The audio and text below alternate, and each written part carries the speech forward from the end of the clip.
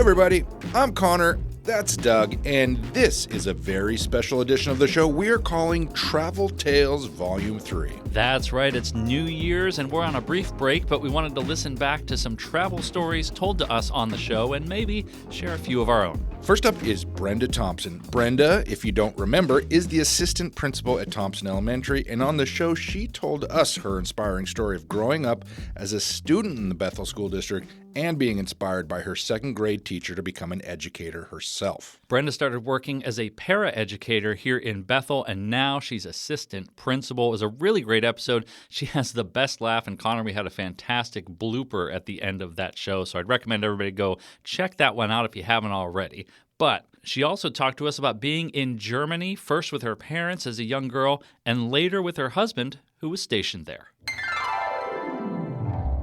We did a lot of traveling. I went with my family and then twice with my dad and then once with my husband. The one with my husband is the one that I remember the most is because we would pack up the kids and we would take marks. At that time it was marks, and we'd take cash and we would just go get lost. Because you can't just drive down the freeway or the Autobahn and get off on the exit and turn around. You miss your stop. You can't just turn around. It's like you get off the Autobahn. It's like, oh, we're like 15 miles away from where we're supposed to be. How do we find our way back? But it was just having those opportunities with him and the kids just to get lost and look at the different things. We went to the Heidelberg Castle. We went to Ramstein, things like that. It was just those experiences with him to be able to, and then find the different bases and kind of hang out. There are worse places to get lost than Germany. I would volunteer for that right now. So, Connor, during the interview, you said there are worse places to be lost than in Germany. Let's not talk about worse. Let's talk about better. Where would you rather be lost in than being lost in the wonderful country of Germany? Well, that's a good question, Doug. Off the top of my head, I'm going to say right now, I would love to be lost in the downtown core of Paris, France, wandering those beautiful streets. What about you? Where'd you like to be? I'm going to take a cue from Bill Murray's Lost in Translation. I'll pick Japan. I think you would feel pretty lost. The language barrier is pretty high, but I think it would be a really fun place to kind of work your way through and really enjoy. But Germany is not a bad choice either. Great answer, Doug. But you know what they say? It's not the destination, it's the journey. Who is this they that said that? I believe that was either Ralph, Where's Waldo Emerson, or Aerosmith. Well, regardless, we have a travel tale to beat the band. We certainly do. We spoke with our McKinney-Vento specialist back in October about the really important work they do in our district supporting students and their families who are experiencing homelessness. Absolutely. And if you missed that episode, we highly recommend you go check it out. It's a serious episode for a serious topic, but Tammy Booth and Tony Agostino are great fun to talk to, and we challenged them with a question about holiday travel after we finished recording that podcast. So today, in a never-before-heard segment, we're going to take a listen to what can only be described as one of the most traumatic travel stories we've ever heard. And seriously, Connor, you in particular, I'm worried about you. We should have a trigger warning here because if you hate the part of travel where anything can go wrong and throw up your schedule, in Tony's story, everything and anything does go wrong. Here we go with what she calls the New Zealand story. The New Zealand story is funny because it was just a whole bunch of mess because my parents were supposed to go like months before, but they didn't fill out the right visa stuff. So then we had to do the credit. I'm crying because it's so funny. We had to do the credit for them, and then we ended up going in the summer. Fine, perfect, fantastic.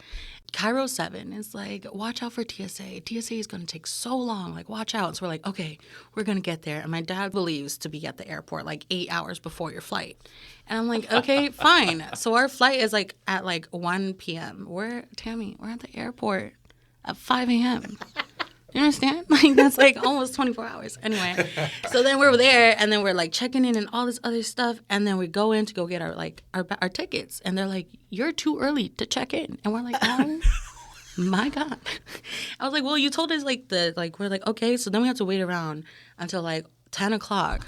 So like another like 5 hours in the airport just waiting around, and then they finally let us check in, and then we finally go. And the lady who checked us in messed up because she gave us our tickets to LAX, but she didn't give us our tickets for New Zealand.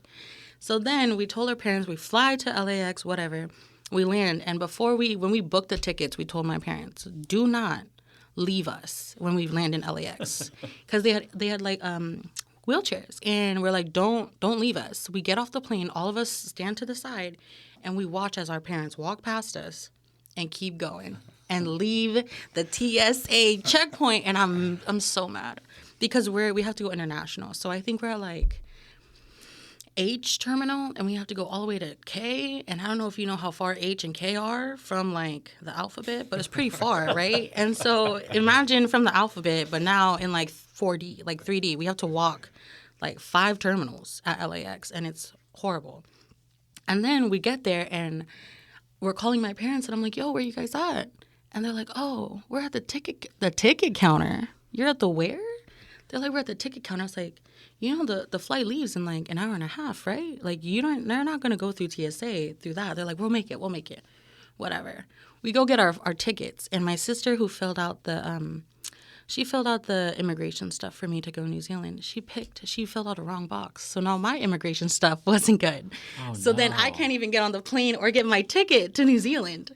And, you know, I'm a social worker, right? So my sister, I see, is like having a breakdown because she's like, she paid because I paid for it. She was like, oh my gosh, she paid for it. She can't even go. Like, oh my gosh. And I'm like, you know what, sis? It's fine because I'm older, right? It's fine. I have some homies in LA. Like, I can just go kick it with them, and I'll just road trip it home.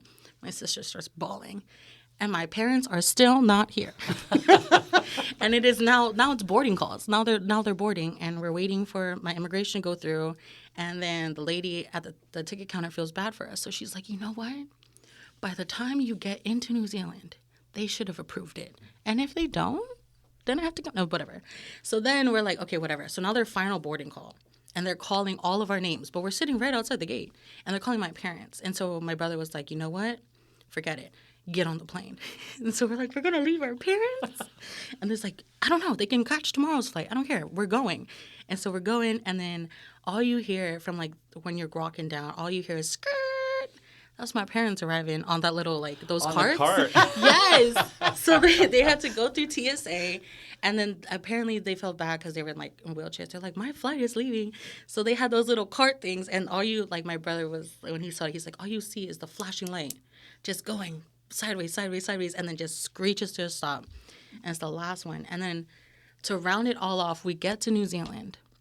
After this, like, 14-hour flight, we get to New Zealand, and none of our bags are allowed on the flight to our final destination. Oh, no. They're all overweight. They can't, even like our carry-ons, they're all overweight because it's a smaller flight. So they're not going to be able to go on. And so we're like, well, what are we going to do? So we send my parents and my sisters onto the plane, and me and my brother, we call, like, our cousins who live in Wellington, because we were supposed to go to Wellington, but we're in Auckland. So we called them in Auckland, and I was like, bro, like, what are we going to do?